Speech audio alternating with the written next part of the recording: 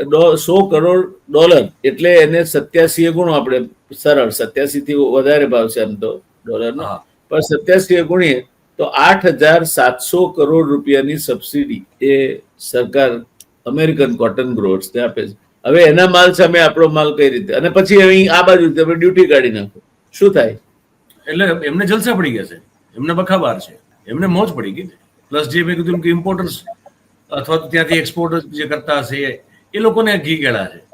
Obviously textile ઇન્ડસ્ટ્રીઝને આપણી જે છે એનાથી કોમ્પિટિટિવ રેટ મળશે, એ સમજી શકાય. પણ ખેડૂતોનું શું? આપણા જે 5 વીઘા 10 વીઘા 15 વીઘા 5 વીઘા 10 વીઘા 15 વીઘામાં રમતા આપણા જે ખેડૂતો છે, મોટાભાગના સીમાંત ખેડૂતો, એ ખેડૂતો પોતે, તમે જેમ બહુ રાઇટલી કીધું કે એ તો કપાસ તો વવાઈ ગયો અત્યારે, હવે અત્યારે એને ઉતારવાનો, ફળ લેવાનો વારો આવ્યો.